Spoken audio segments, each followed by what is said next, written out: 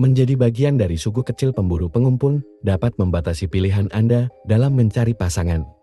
Terutama jika sebagian besar anggota klan Anda adalah saudara laki-laki dan saudara perempuan Anda sendiri.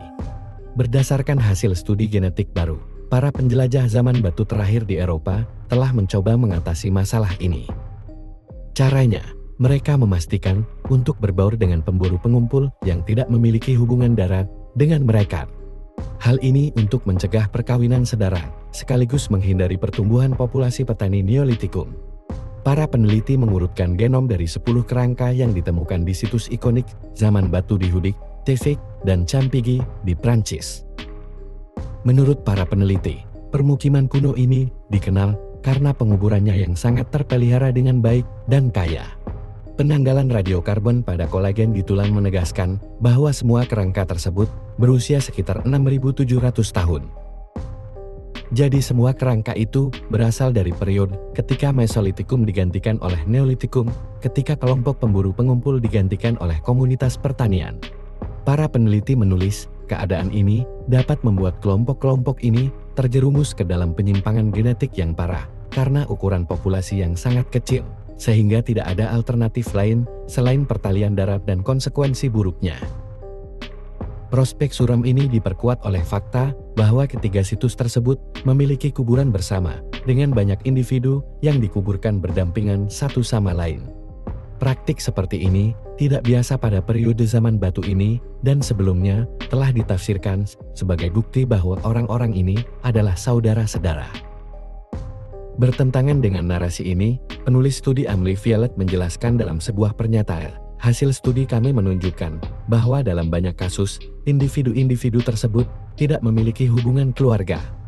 Hal ini menunjukkan bahwa terdapat ikatan sosial yang kuat, tidak ada hubungannya dengan kekerabatan biologis dan bahwa hubungan ini tetap penting bahkan setelah kematian.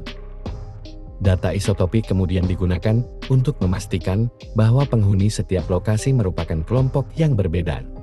Misalnya, kadar protein laut yang lebih tinggi pada tulang Hudik menunjukkan bahwa pola hidup dan pola makan orang-orang ini berbeda dengan Tefik dan Campigi. Berdasarkan data isotop ini, para peneliti menentukan bahwa beberapa wanita di Hudik dibesarkan dengan mengonsumsi protein terestrian sebelum beralih ke pola makan laut yang lebih banyak di kemudian hari. Hal ini menunjukkan bahwa pertukaran perempuan terjadi antara kelompok pemburu pengumpul yang berbeda, mungkin sebagai cara untuk mencegah perkawinan sedara. Analisis genom kami menunjukkan bahwa meskipun kelompok-kelompok ini terdiri dari beberapa individu, mereka umumnya tidak berkerabat dekat, kata penulis studi Luciana Geksim. Selain itu, tidak ada tanda-tanda perkawinan sedara. Namun, kita tahu bahwa ada unit sosial yang berbeda dengan kebiasaan makan yang berbeda dan muncul pola kelompok yang mungkin merupakan bagian dari strategi untuk menghindari perkawinan sedara, tambah Sim S.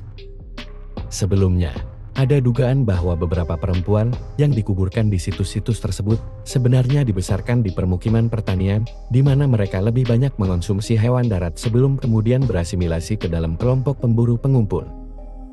Namun, berdasarkan analisis genetik mereka, para peneliti mengkonfirmasi bahwa para perempuan ini tidak berasal dari populasi Neolitikum, karena mereka berada dalam variasi genetik pemburu pengumpul dan tidak menunjukkan jejak nenek moyang yang berhubungan dengan petani Neolitikum.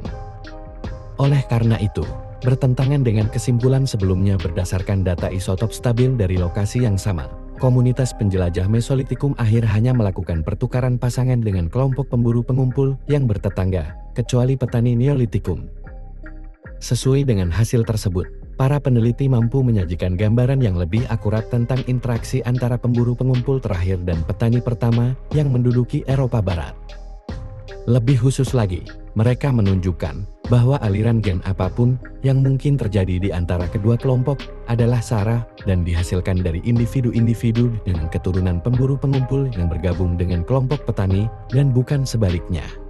Makalah hasil studi ini telah terbit di jurnal Proceedings of the National Academy of Sciences.